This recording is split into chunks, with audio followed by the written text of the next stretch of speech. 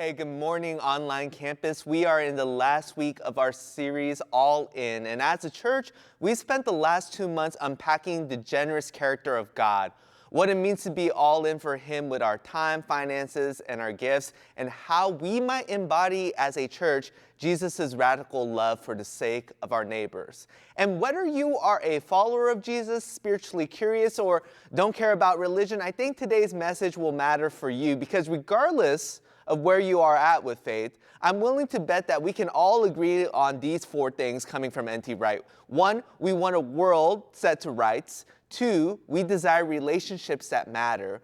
3, we yearn for more than what we can see, possess, and explain. And 4, we want to celebrate, cultivate, and create what is good, beautiful, and kind. And we believe that the only worldview capable of addressing these 4 desires is the story of Jesus Christ. Because in this story, we are introduced to a God who was, is, and will continue to be all in for us, who invites us to a life that is all in for Him so that we might partner with Him in making holistic justice, fulfilling relationships, real spirituality, and ongoing beauty the norm and not the exception in our world. But what does it mean to partner with God? What does that look like? What is an example of a life that is all in for Him? Well, I don't think there's a better demonstration of this than Paul of Tarsus. And this morning, I want to spend a little time looking at his life around the time he wrote the letters to the Philippians. In American Christian culture, Paul's letter to the Philippians is usually packaged in one of 3 ways. 1, it gets turned into a study or sermon series on joy. 2, it becomes the go-to Bible verse for athletes, see Tim Tebow.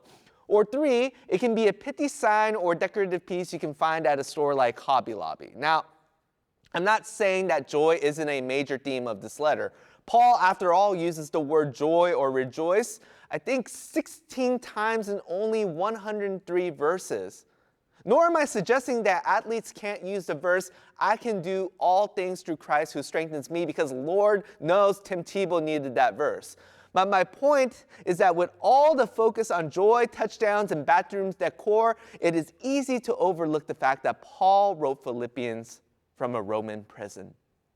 And there were few things worse in the first century than an imperial incarceration. Because upon arrest, prisoners were stripped and flogged, and then bound in chains, and then they would be placed in cells with little light, no food unless you had great family and friends that visited, minimal water, very little personal space, really cold temperatures, and worst of all, toilets were rare or non-existent, and some of them had Dementors.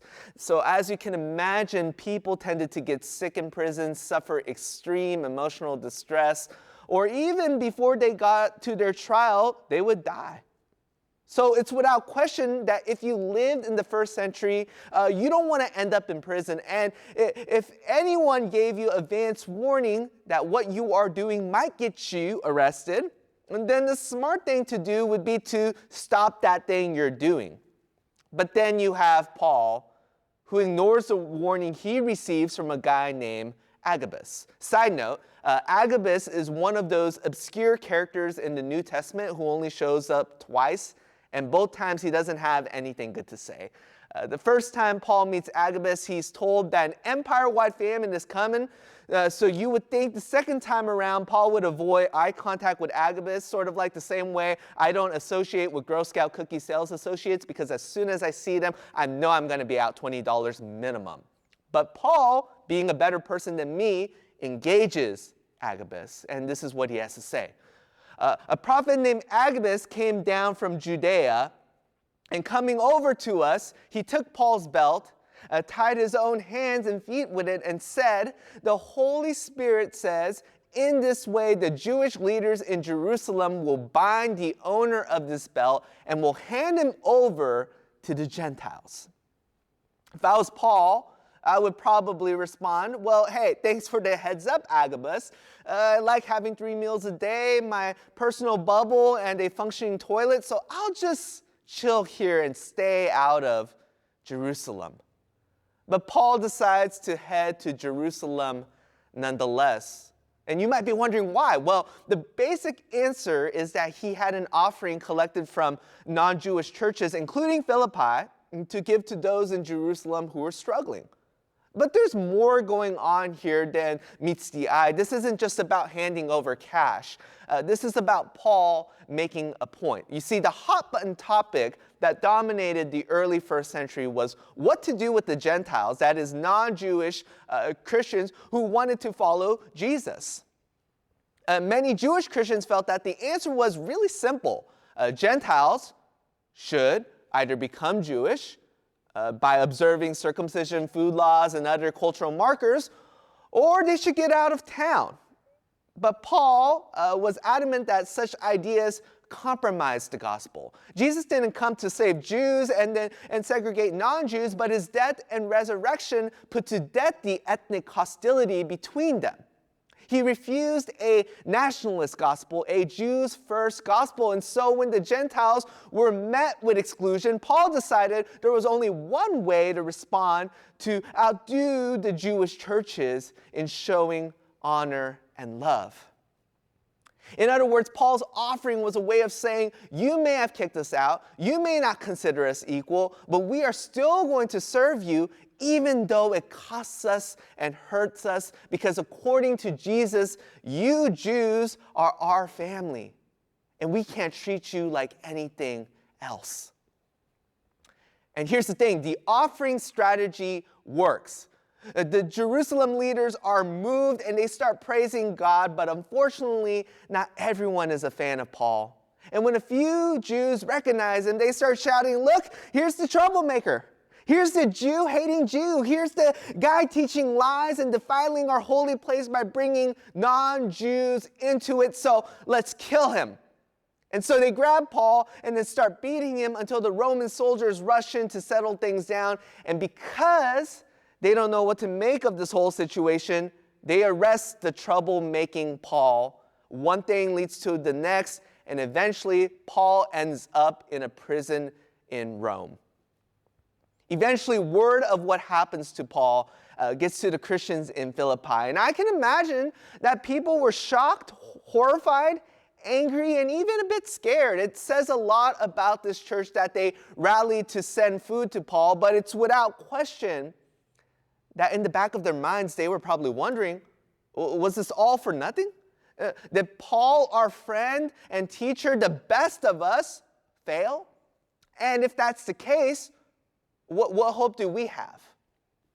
So here's the crazy thing. It's after all this that the Philippians receive a letter from Paul, postmarked from prison, saying to them, I will rejoice, and I can do all things. Why? Because for Paul, what matters is not that he was beaten, not that he was in prison, not that he was misunderstood, not that his own people betrayed him, and not that he faced the possibility of death, but what mattered was that because of everything that had happened to him, the message of Jesus' victory over sin, evil, and death has reached the capital, has reached the ears of King Nero. And so that means it's only a matter of time that this world-altering, life-giving good news of Jesus Christ will reach every neighborhood of the empire. And so as far as Paul is concerned, he has every reason to rejoice. Because the same God who used a Roman cross to save the world is the same God who is about to bring hope, healing, and resurrection power out of Paul's Roman chains. Paul wants the Philippians to understand that his suffering is not proof of God's faithlessness or failure, because God himself suffered and chose sacrifice and humility as the path to victory. To double down on this point, Paul quotes what many scholars believe is one of the first hymns ever written about Jesus. It goes something like this. Jesus, being in very nature God, did not consider equality with God as something to be used to his own advantage. Rather, he made himself nothing by taking the very nature of a servant, being made in human likeness, and being found in appearance as a man, he humbled himself by becoming obedient to death, even death on a cross.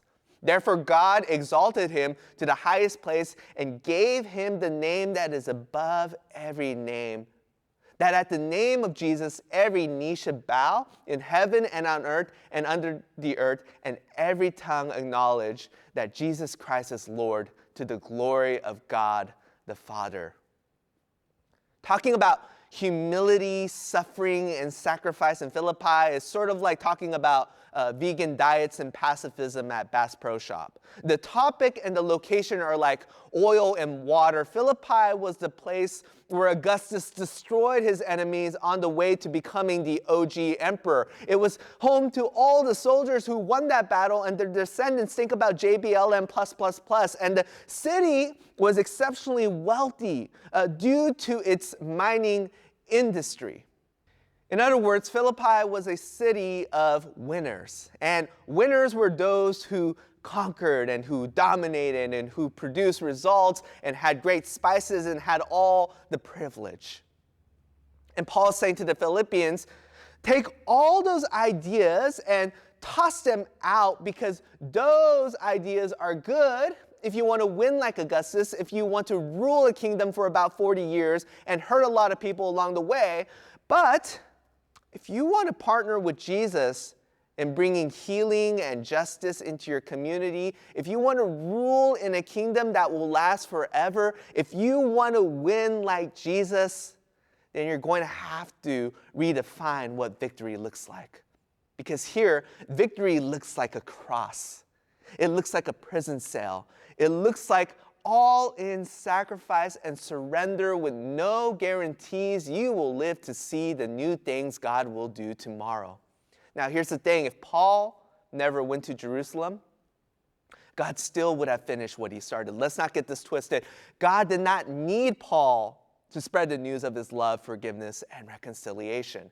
God's mission was not contingent on Paul being at the forefront of breaking down ethnic barriers, but because Paul was all in, God was able to reach millions of people over 2,000 years in 2,341 languages through Paul's prison letters.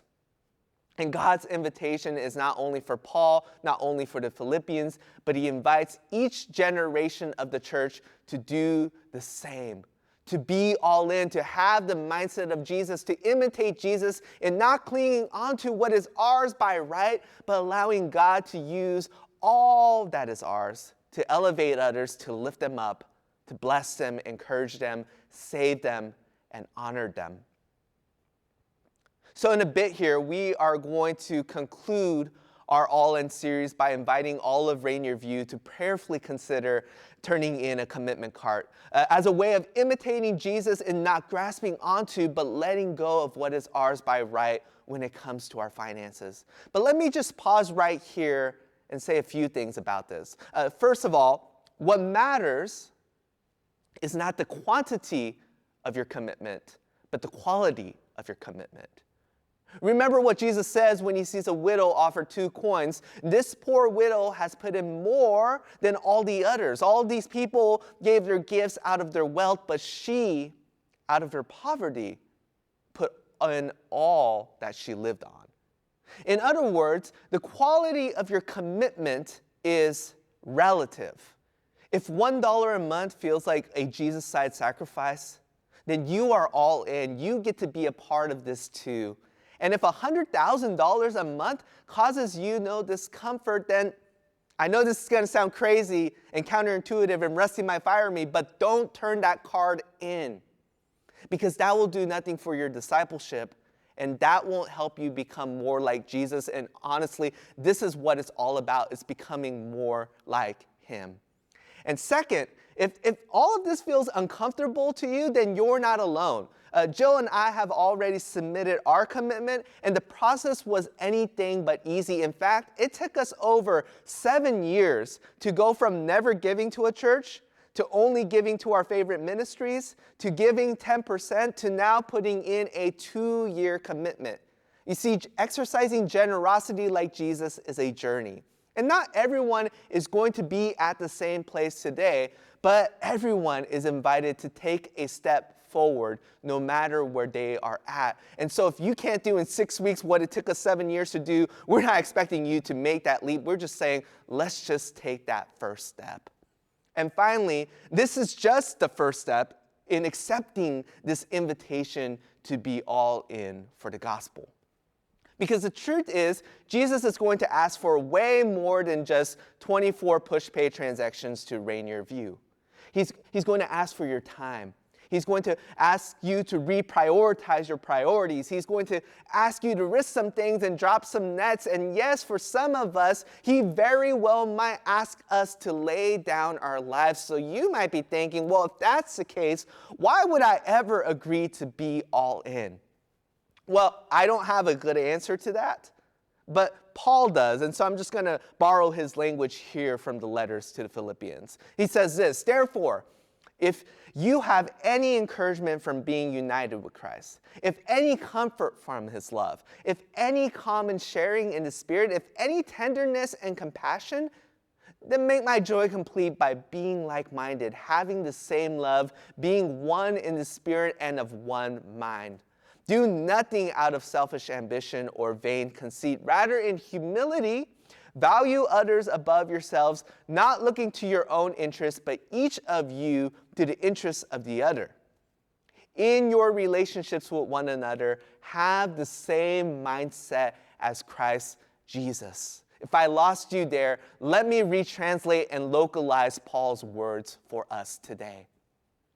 If you've benefited from RBCC, if you've experienced love, joy, or compassion in this community, if you met Jesus in a powerful way through the unique expression of God's family here in Parkland or in Graham or right now online, then are you willing to keep a good thing going?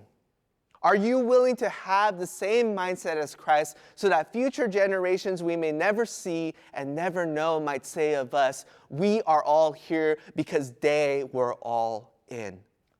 Each generation of the church gets to decide if they will accept God's invitation to be all in. Right now is our opportunity. God is ready to break down ethnic divisions, bring healing in broken places, remove shame and guilt, overturn strongholds that keep us from worship, and enact justice and righteousness here in Pierce County and throughout the world. And some of us will get to see those better days, and some of us won't be here tomorrow. But we all get a choice today, so long as we have breath, on whether we play a part in the story of how God is going to redeem and renew all things. And my prayer is that like Paul, is that like Jesus, we would be empowered by the Spirit to lay down our lives today, to be all in, that God might use us in ways that will exceed all we can ask or imagine.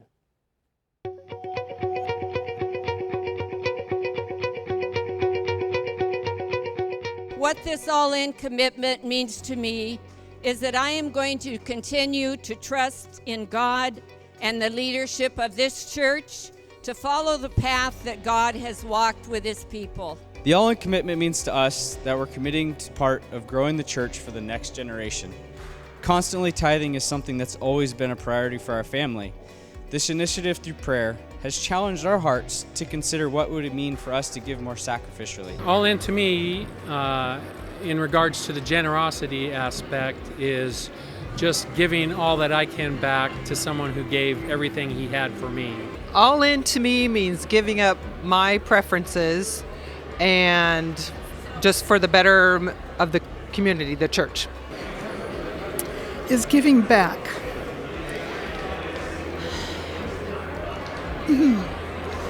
My life has been very blessed. There's been hardship, but there's been joy, so much joy. And knowing that I have the means to give, and to give with all my heart because of what God gives to me, there's just nothing better. I've had a lot of financial issues that are challenging, and sometimes when I give, I feel like that little lady that only has 2 pennies or whatever. But since all this started, God, he She's always shown up for me. And so I already put in half as much more as I normally give because I know that God's going to take care of it all. Take a risk, you know. I just love this church. Starting to contribute financially like I should be. This all-in commitment has been an answered prayer. God has been working in both our hearts, in me with my nervousness around having enough savings, and in Joe with his struggle with spending and his materialism. Although we are imperfect and lose focus from time to time, at the end of the day, we know that God owns everything in the first place. So we continue to commit to give to him through RVCC with open hearts. It's being less selfish with some of our material wants and desires. We just need to give more. We have seen God be faithful to us many times when we've given beyond what seemed reasonable, and we know God will continue to provide for us as we joyfully and willingly increase our giving to RVC for All In. So being wildly generous doesn't mean giving up on everything that I want. It means trusting God with everything and allowing my heart to be changed, which in turn may realign my wants with his heart. Decided to dedicate more of our time as well as giving in a sacrificial way that we have never done before.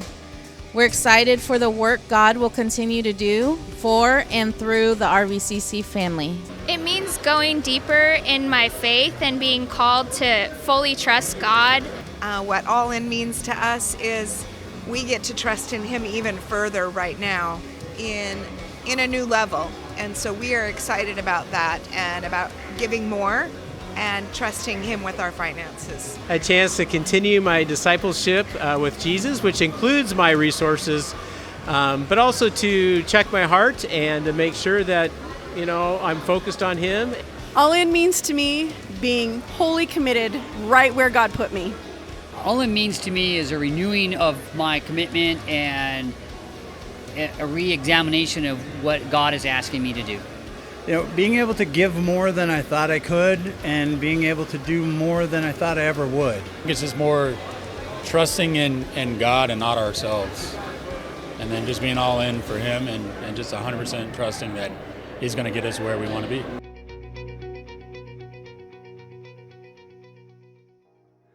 Good morning, Rainier View. I'm Rusty, the lead executive pastor here. 3 weeks ago, many leaders and volunteers from our church family made advanced commitments to the All In initiative. As you just saw on the video, it was a really powerful evening as we modeled 1 Chronicles 29, where the leaders go first in making their commitments to the vision that God has for us.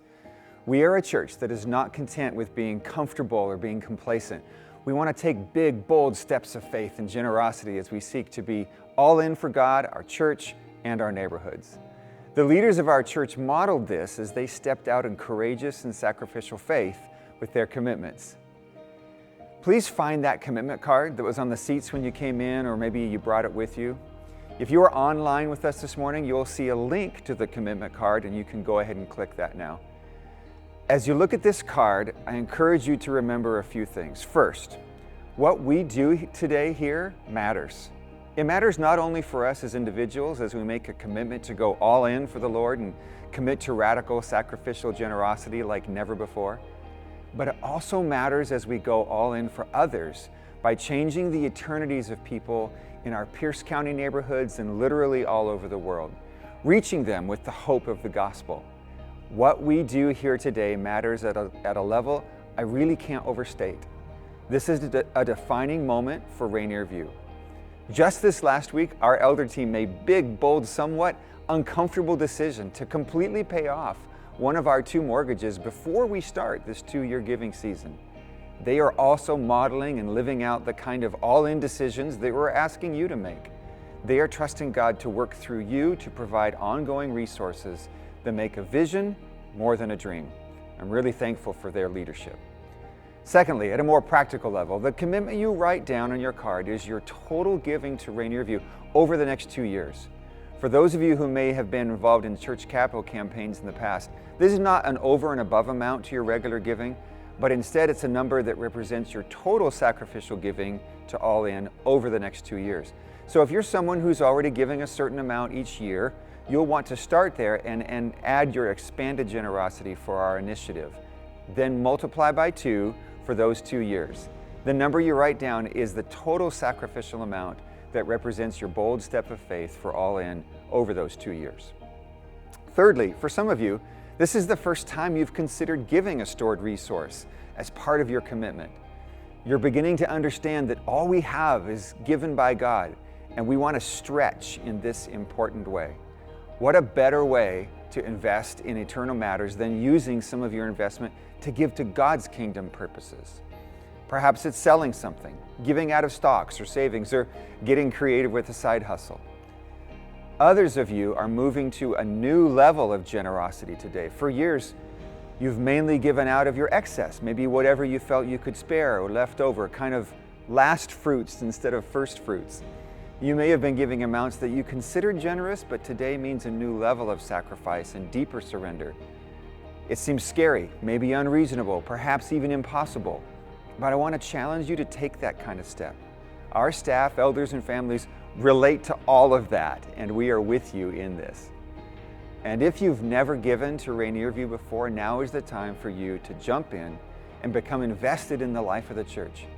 Imagine a few years from now when you can look back and see how God used you to impact the lives of hundreds, even thousands of people, including children and students, the next generation for years to come. I can't think of a better investment of our resources. Finally, please know that on this card, you do not have to fill out all the blanks. They're merely a worksheet for you if it's helpful. The only space you need to fill out for our finance office, in addition to your name, is the 2-year commitment line. This card is a communication tool to let us know your total commitment to the church over the next 2 years. Also, you only need to fill out 1 card per household. That same goes for those of you completing your card online. I want to give you some time now, some space, to talk with God, perhaps talk with your spouse. In these next few moments, we're going to allow you some space to think, pray, and write. My prayer is that this isn't just another fundraiser you may have attended or a charity you've given to. We are the church. We are God's plan for communicating that Jesus is the hope of the world. And I want to challenge you to take the boldest step of faith you've ever taken. That's the very definition of being all in. After a few minutes of reflection and prayer, we will have instructions on what to do with your card.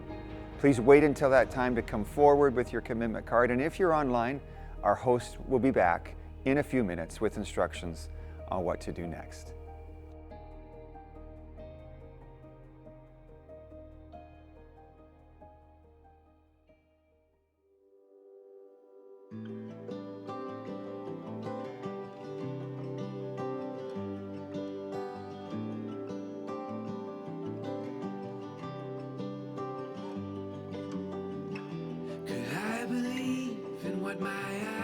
Cannot see, or has the antidote to brokenness evaded me? Could I believe in what my ears have not heard? Or will the suffering that surrounds me have the final word?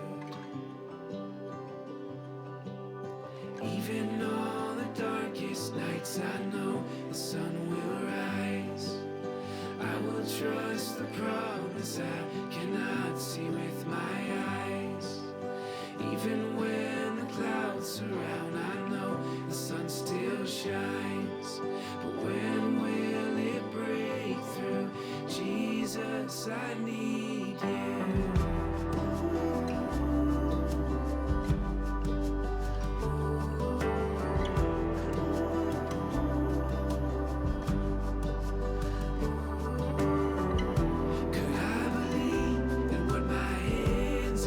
Touched, or will the weight of disappointment apprehend my trust?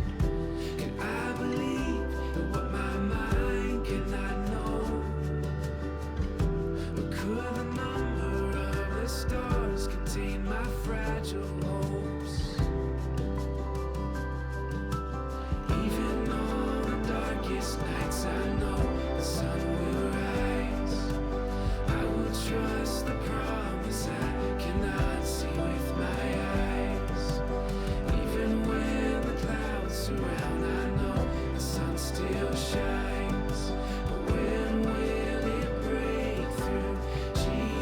Jesus, I need you.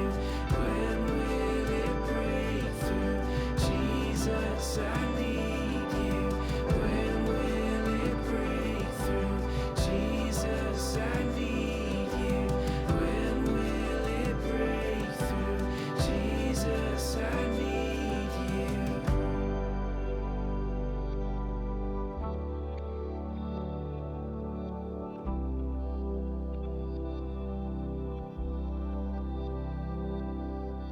I'll believe in what my eyes can't see, and I will trust you, Lord. I will trust you, Lord. I will make a sacrifice of praise and say. Welcome back here, RBCC Online. If you have taken these past few just minutes to be in prayer and listening to God and trying to just hear more of what He would want you to do, what is that next step for you when it comes to sharing generosity? What does it mean for the next 2 years for you here at Rainier View? I hope that this is going to be a time and a moment of worship for us online. In our physical campuses right now, we have people that are coming forward with their families, with their spouses, or even alone, and they're coming together, and that's the thing though, right there. We're all coming together in this moment, and online is not going to be excluded from that. We are inviting you to be a part of that moment. They're putting that physical commitment card right now in some bins. I know my husband and I are probably doing the same thing at one of our physical campuses right now. And this, like I said, is not lost on our online campus as well. Let this be a moment of worship for you. As you're looking at that commitment card, I hope you have clicked on that link. If not, it should be right there in the chat, and it's going to take you right there to that form. And I'm speaking from the heart in this moment of I really want us as an online campus to really build. I want RBCC Online and Rainier View Christian Church as a whole to be unified together in this more than anything. So I hope in this moment that you are taking that time to look at that commitment card and fill it out. And as you hit that submit button, be in the time of worship. So the final worship song that plays at the end of our service here is going to come on here. And I would love it if you were watching this with your family right now, or your spouse, or a loved one, that you invite them into this moment with you if they're not already. And if you're alone in this moment, I want you to understand that you're really not. I know it feels that way sometimes when we're watching online, especially with a lot of people do watch RBCC online because they're not able to go out in public because of illness or just other circumstances. And in this moment, I want you to understand that you're a part of a church family in this moment. We're unified in this moment together. So God is there with you. The Holy Spirit is in this room with you right now, no matter if you're alone or you're with somebody else. And as you think about this and as you fill out that commitment card there, that number, just be reminded it's not about the number. It's about taking that next step. It's about listening to what God is calling you to do, and what does that mean? Whatever it means for you here today, that is what we're excited about. If it's a next step to give for the first time, if it's a next step to go a little further and give consistently, if it's a next step to be at sacrificial giving, it's all fantastic, and we're excited about it. So RBCC Online, as the music plays here, as our next worship song plays, as you hover over that submit button, let this not just be something that we click on and we walk away from and we go, okay, well that was fun. No. Let this be a moment where we hover over that submit button for a moment, and that we truly commit the next 2 years to giving sacrificially or taking that next step to give for the first time, again, whatever it looks like. And let us walk in that together for the next couple of years as we watch RVCC Online grow from this, and also Rainier View as a church as a whole grow from this, and God move in incredible ways and our community grow. I'm so excited. I can't wait for that. So again, thank you. If you've submitted that connection card, or excuse me, that commitment card already, great, awesome, thank you. And if you're watching this at a later date, and that's okay, you can go out there right now to allinrvcc.com and you can take a look at that commitment card right now as well. It's not too late. Thanks for being here today at RBCC Online. Let's go into a time of worship together. Let's listen for how God is moving and what he has to say and what he wants for us.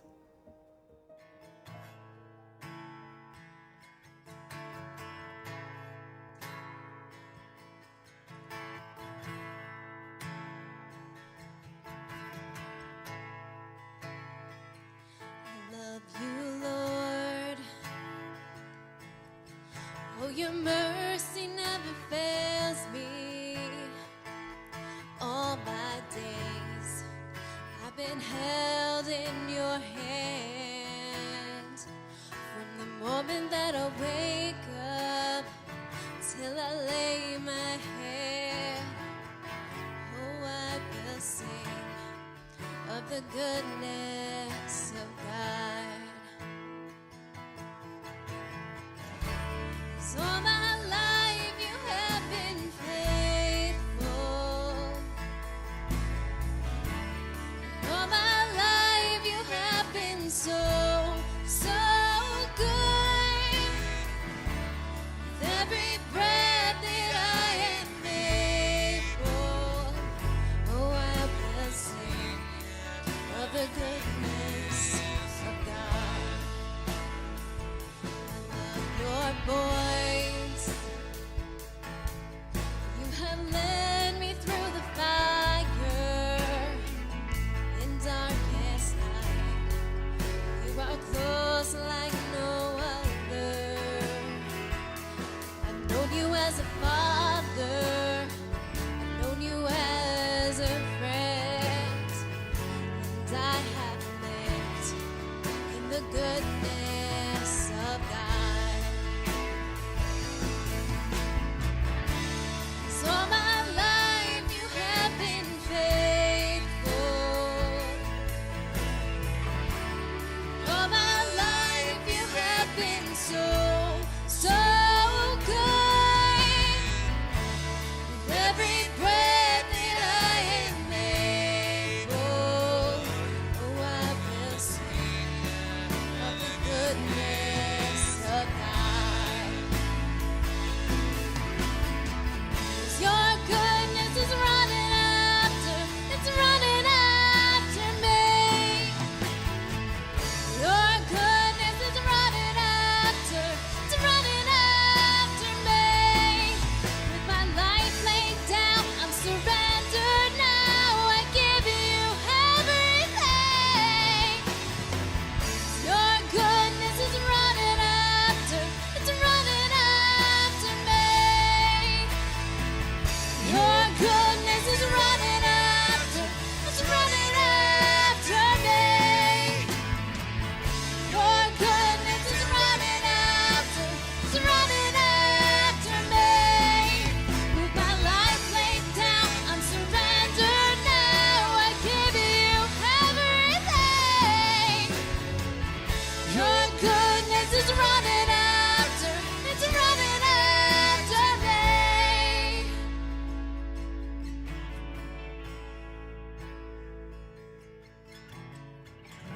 'Cause all my life you have been faithful. And all my life you have been so, so good. With every breath that I am able, oh, I will sing of the goodness of God.